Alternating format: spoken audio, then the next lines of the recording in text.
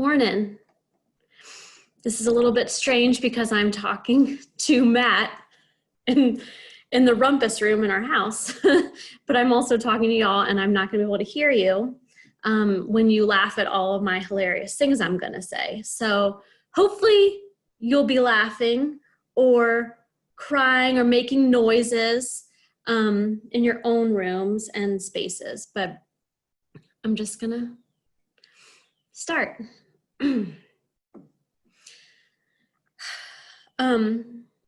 I think all of us want to take a minute first.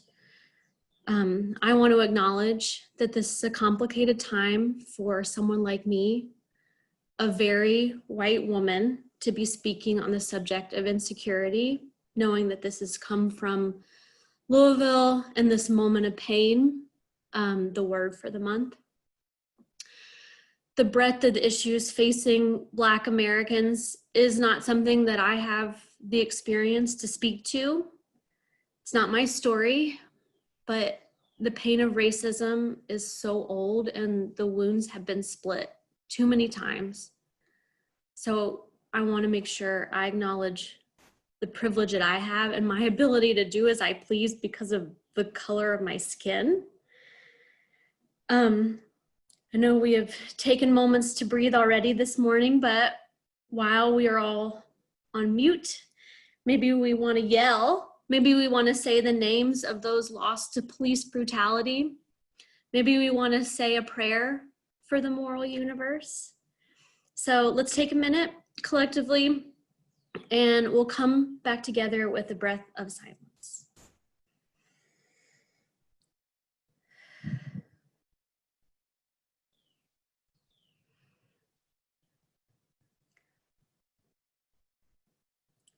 Months ago, so I think we're talking January, the idea of speaking on insecurity, so that's when we were talking about this, Rachel and I, it seemed like a good idea. You know, when it seemed like a good idea at the time, it felt like maybe I did have a voice and a story that could benefit others. Well, now, so much has changed. I'm so insecure to share my vulnerability that I wish I was speaking on a word like books or quilts, like the one behind me. Anything benign. How much time can I spend in this talk just saying benign words that will just make us feel relaxed? Here's one, pizza. Sleep. I mean, well, actually, that might bring up stuff for people, but I just wish that I had a word like that I was speaking on today.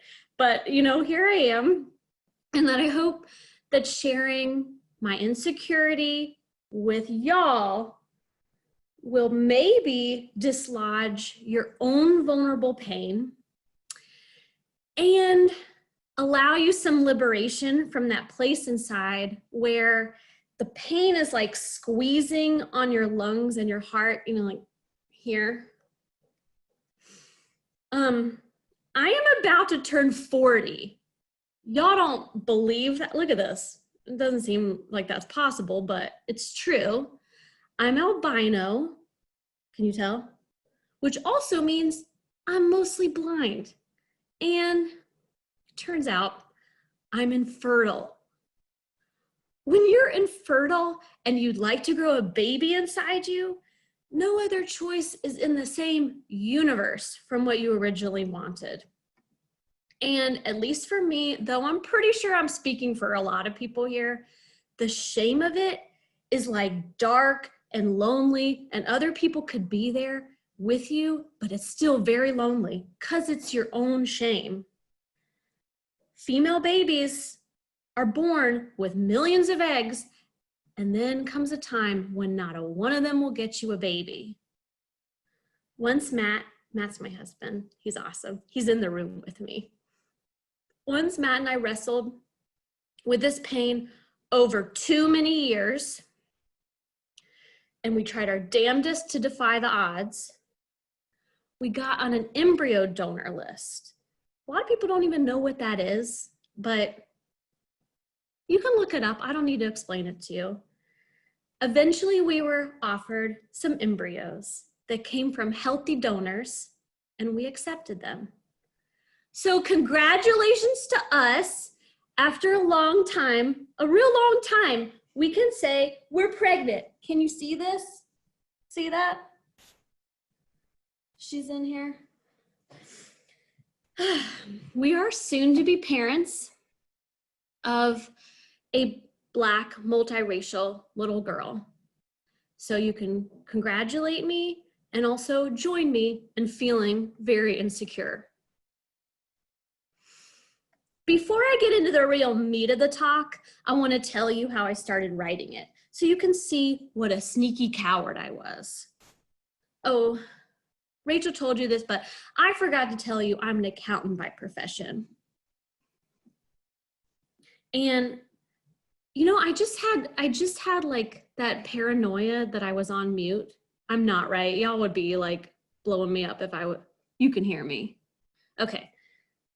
No one's telling me that they can hear me, but I'm, okay. So I'm an accountant by profession, and some of you may know that I'm also a musician. But I want to be clear that even my degree in music is an analysis and composition, so nothing has changed in my life regarding my comfort level with numbers, with data, with reading. I thought I could gather some data and see what the data told me, and then just share it with you all. I just interviewed people I admired and thought, once I compiled that info, I could hide behind others' experiences and share them without sharing my own vulnerability. Pretty sneaky plan, right? I felt insecure I wouldn't be able to give you what you deserve to hear if it was just from my experience. I mean, we all are in our own life. It didn't seem like that useful. But after trying to sell this awesome idea to one of my very best friends, she set the record straight, told me to stop that and just tell my story. So I'll start where every story starts, with my mom. Okay, this is gonna please my mother to no end. Please make sure she's on mute. And she will beam with pride, not for me, for her. She'll beam with her own pride. But I have to do it. I have to give her the satisfaction, because even if she drives me crazy sometimes, she deserves to be celebrated. And my amazing dad, who is the ballast in my life, he can handle this mom-focused talk, because he also thinks she's exceptional, and I know he doesn't really want to be in the limelight. So that is the disclaimer why we're just going mom heavy. I mean, I'll get away from the mom part, but I gotta just do it.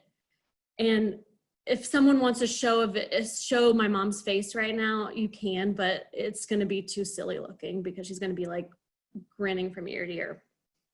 Anyway, so my mom taught developmentally disabled children to adults her entire 30+ year teaching career. I want to emphasize that back then, it ain't what it is now. It is not elegant. It is not an elegant system now, but back then you basically built it. This is before Americans with Disabilities Act. So she built a program. Her classroom had students from age 5 to 21. That's how long you're allowed to be in public school, just in case you were curious. With such incredible variability in their skills and mental acuity that every day was, I mean, managed chaos, a gauntlet of agility and focus to teach multiple levels of education and life skills. And then, by God, was the much needed advocacy for these kids. Remember, before ADA, in Jackson County, North Carolina, we may have a university, which is awesome. But we also know and live in the rural poverty that plagues much of Appalachia. So my mom is tough, relentless, loving, and very silly. Now that you kind of have her in your mind's eye, you know that once my parents realized they had a disabled child who was in fact smart enough to fend for herself, they were like, oh, we're fine. she's way better off than so many, so she can handle falling, failing, and all the messed up system she'll have to maneuver through. You probably didn't know I was visually impaired until I told you. Because I'm an excellent actor. If you have a difference or impairment that you can find a way to hide, you may have spent the same needless effort in life hiding yours as I have tried to hide mine.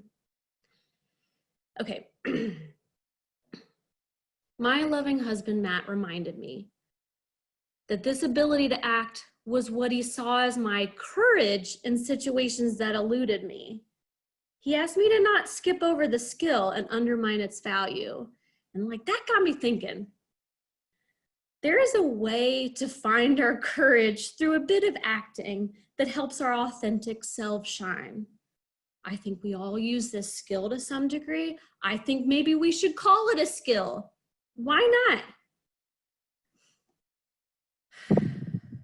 Now you know my secrets. But I also know that we enter this world with difference, with fear, and with insecurities. We all do.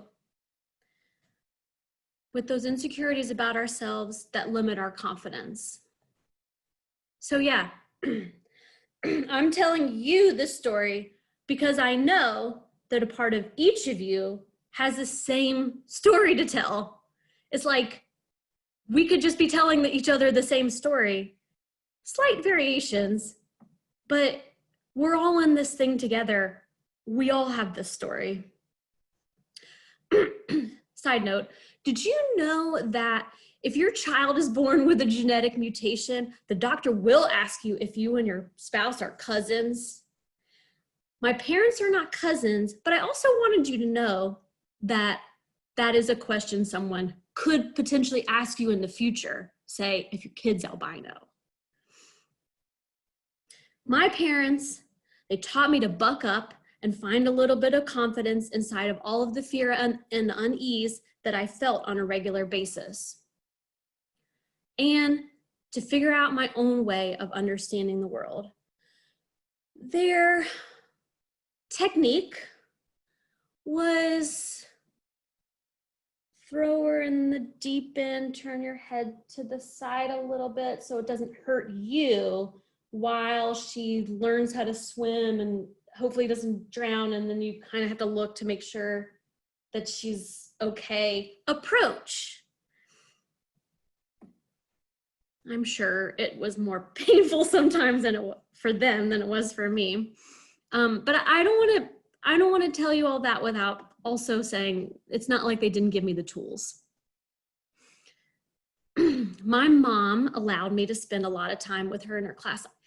It was like free childcare on the one hand, and also I think I just like wanted to hang out with them more than other people.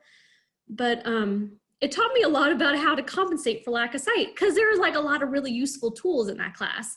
And to be honest, it was the most efficient way of teaching me empathy and how to serve others. When you're surrounded by people who can't do what you're able to do, who have the limited functioning where they need your help and it isn't clouded by acting, fronting, there's no fronting.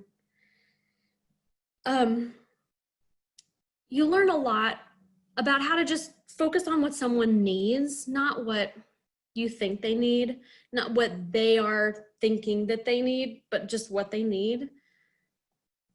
I honestly could go on tangentially another talk and just make this my life's mission to talk forever about how valuable this exposure can be for able and privileged children. Okay, scratch that. For all kids, for any kid, for any adult for that matter, people who learn to be comfortable with difference as early as possible are just compassion magnets. How do I know this? Because I am sure someone researched it and proved it. I don't know who did, but I'm sure it's a fact. I don't need to read a book about it. I know it's true. I've seen it. It It is an incredible gift to be able to give to people, to take them out of their homogenous world and expose them to the people who are different. So my parents, they enrolled me in ballet to help with spatial awareness. That's the kind of story my mom says, but everything I think that they did was really about her just getting someone to watch me because I was like a maniac. They let me do any activity any kid wanted to do, even if it was ridiculous, like soccer. Just think about it for a minute. I took violin, music theory, piano, and voice lessons. I got on stage and performed, was in plays, everything kids do. Actually, it was great. I learned how to read music, but like a special way where I put it in front of my face. I'd memorize a section, I'd play. I mean, I grew up with the Nantahala National Forest as a backyard, as Rachel told you from my bio. Then they let me roam the forest alone, like I was tiny. I mean, what's gonna happen? Yeah, I've been too close to copperheads and rattlesnakes. You gotta get really close to things when you can't see to see them. So, doesn't that make sense? I mean, I'm here, so we're fine. My parents did what I think is incredibly difficult for many parents. They let me fail. But they also let me find my dignity in it, and thus showed me a path away from the fear towards the confidence in myself. Did their incredibly thoughtful choices remove all of my unease as a child and as an adult? Of course not.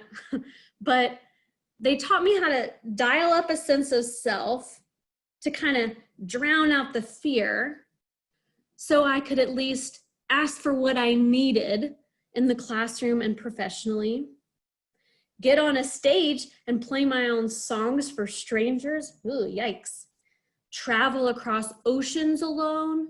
Here's the hardest one, walk into a boardroom of mostly white, capable men and confidently share my ideas.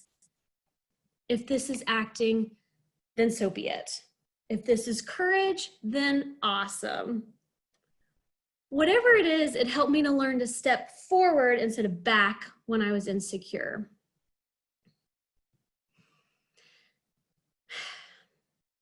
Reflect on those same moments in your own life and the power of walking towards what you wanted, even if you also wanted to throw up. I think it could be fun to share some of my experiences from school. You may be able to see yourself and your children in these moments and relate. Okay, when you're blind in North Carolina, the North Carolina Services for the Blind, they like hone in on you, they keep tabs on you. And once you enter school, they try to assist with what, I'm gonna say it, are still probably very outdated methods. Can you guys hear me if I whisper? Of compensating and advocacy. No offense. And also, if my childhood caseworker is in the office, no offense, because y'all are awesome, but like, look, kind of outdated. At preschool age, in their first assessment, they wanted to enroll me in the Moorhead School for the Blind. I'm pretty sure that it's the School for the Blind and Deaf and other stuff, but all of that stuff was irrelevant to me, so that's what I remember it being called. It still exists. Use the formulaic approach that worked for most blind kids. You learn Braille, how to use a cane, which could have come in handy, but I don't know how. Maybe you get a doggy. I didn't have to do the self-advocacy here. I mean, I was 4 years old. My parents said, no way she needs that training. Let's let her figure out what she needs and she will tell us. Okay, they send you useless gadgets. I don't think you request them. Maybe mom and dad were requesting them, but I think they just send them to you. I had an enormous watch that talked to me. I was a little kid, okay? How many little kids do you know who even need a watch? That didn't last long. I had an alarm clock that had a rooster noise. It's like a special blind kid alarm clock that like talked to you. It is 5 a.m.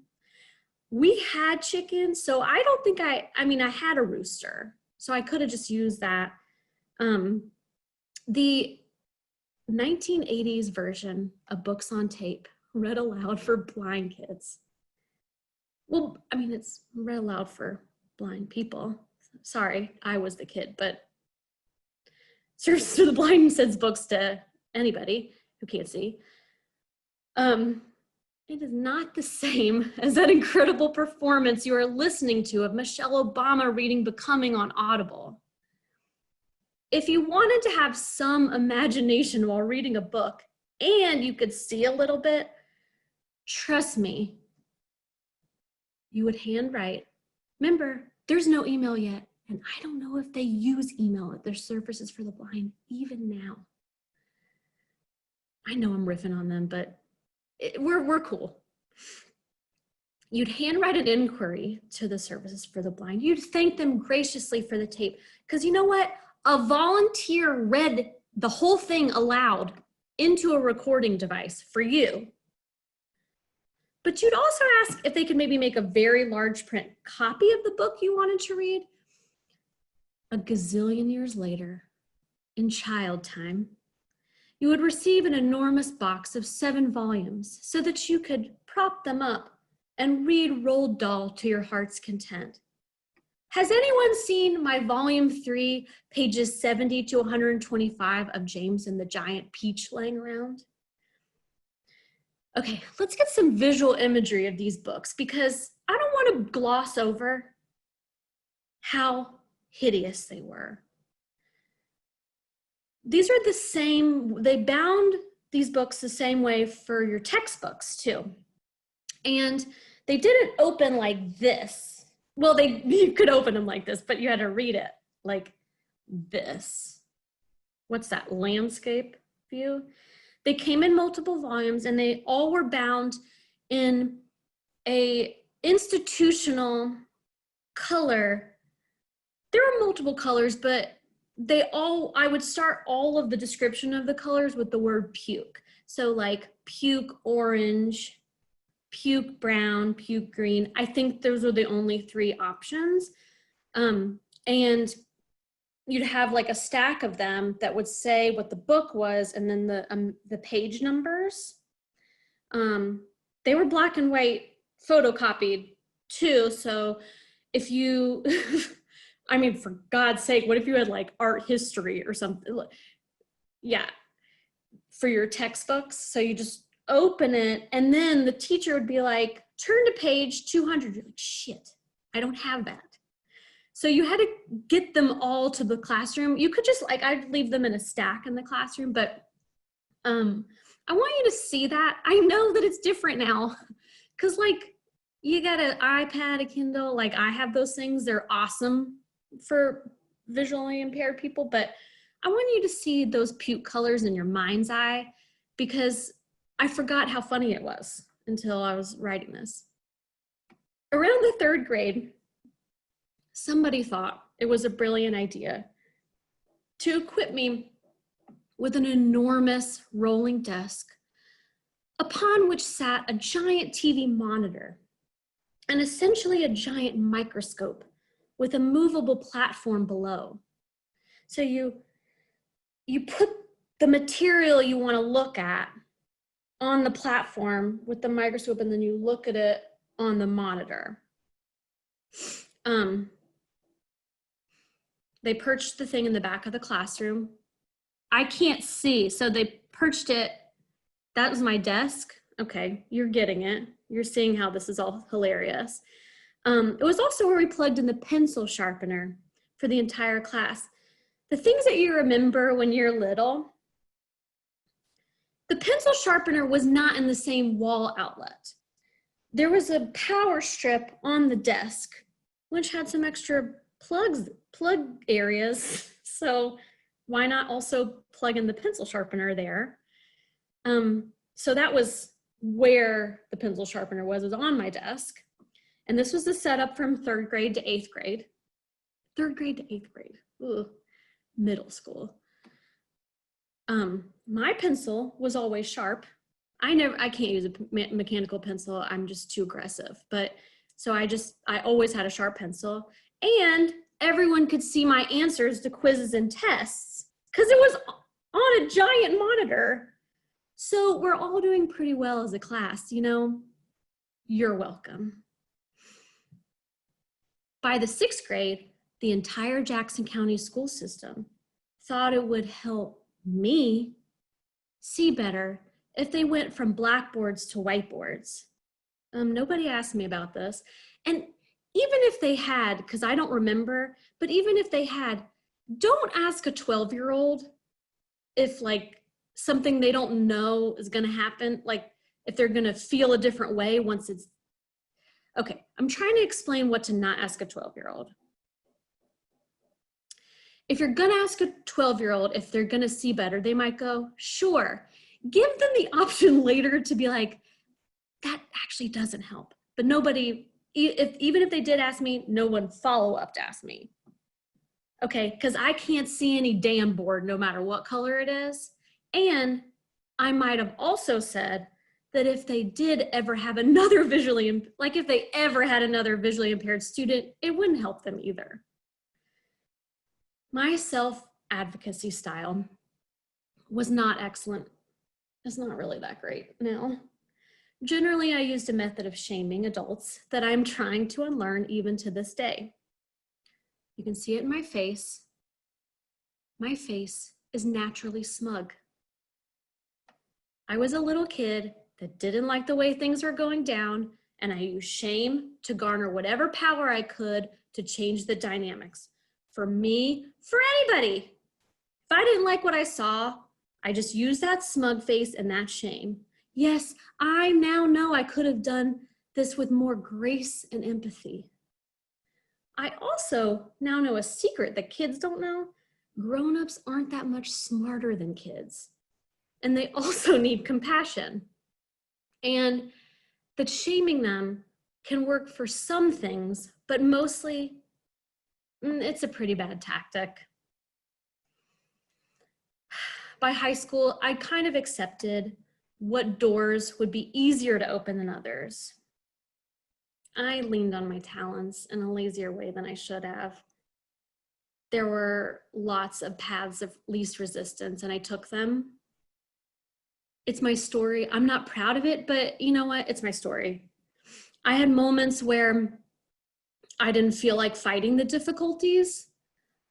I dropped a level in physics in high school, mainly because the teacher was not willing to accommodate my disability.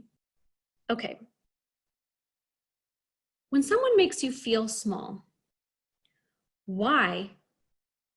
Okay, this is me, so maybe everyone else is like, doesn't experience this, but why is my first instinct to make an excuse for them? Make an excuse for the system, to somehow it's not their fault. My first instinct is to somehow carry it myself. I made the excuse in that situation with physics that I wasn't that interested in it. That's not true. I took physics in college and I loved it. I love physics. Also, who doesn't love physics? I mean, so cool. I even think changing my major to music in college was a bit of a cop-out. I mean, okay, people are gonna argue with me about this, but I made a lot of excuses at the time to prove that it wasn't. I made excuses to my friends and family, but it was easy for me and nobody discouraged me. Before that, I was pre-med and a teacher told me, just one teacher, one passing statement, that studying medicine would be too difficult for me with my limited sight. We all deal with this. All kids deal with this. Oh, the things people are telling your children, be warned, they are discouraging them. We're discouraging them. We're discouraging each other. We're discouraged easily, and sometimes have fought too many self-advocacy battles in one day to deal with another one. I used to be so angry with myself for having limitations. I mean, I was a kid battling my own limitations. I was always mad at myself. I actually feel kind of sad. It makes me feel sad. But now I just want to scoop her up. So this little miniature me, this little kid me, and I'll just scoop up all y'all's kids. I'll scoop everybody up. All of y'all in your kid version, I'll just scoop you up. I'm scooping myself up, and I want to remind her, so this little me, that this difference, this disability, this struggle is what's going to make her stronger and more capable. It's going to make her see how to love others, how to care for others, how to advocate for others. It's going to make her awesome. Don't be sad that it's hard, because you may be able to make it sound funny in 30 years. Okay. But in my 6th month of pregnancy, it's hard to say 6th. That's right, about to get me a baby. While police are brutally murdering Black people, while our democracy feels untenable, while we're all sheltering apart from one another during a pandemic, I mean, just say it all together and try not to like lose your mind. I'm afraid I am insecure for our unborn wiggly child. I really thought I had it all figured out with how to face my insecurities. And now I'm about to face something I don't have a life's worth of experience in. I fear I'm only just beginning to learn. I really thought that I'd been learning this whole time. Who's with me that we think we've conquered something and find out that it's only the beginning of the journey? I just feel so tired knowing that. It's like that realization dawns on you, and you gotta start at the bottom of the mountain again. Our daughter will face her own unease and insecurity in this life. Her differences will not be my differences, and it won't be Matt and I's job to fix everything. Though, of course, every parent wishes they could. Of course I could. I wish I could write a playbook. I could like implant it in her brain based on the story I've just told y'all. There are a lot more details than what I've just told y'all, but you get the basic structure. All right, here's the playbook. Are you listening, little one? She's listened to this so many times, so we'll just keep saying it. But let her try and fail. Let her speak for herself. Give her the chance to push through with courage and act a little if she needs it. Oh, expose her to others who are different from her and have different struggles to help her learn kindness and compassion. Send her to my parents' house, Camp Brown Mountain, so she can have a dose of that special tough love that you want to whine about but end up really needing. She can help Dad split wood all day. It makes your arms tired. And she can help Mom kill copperheads. Let her feel sorry for herself sometimes, walk it out in the quiet forest, and come back and find the strength to be better. Let her know that things are unfair, but we still have an obligation to care for each other and show empathy. Do you guys want to say it? You want me to say, do you need me to say it? Yes, I know I should let her get here first before she writes her own story. I mean, duh, but a mom can dream. that's it. And you all virtually did me the greatest honor by being present with me while I exposed myself completely, and now you know a lot about me. I want you all to know that I'm deeply grateful to have had this opportunity. And I look forward to a time in the future when we're all together and we can embrace each other. Thanks.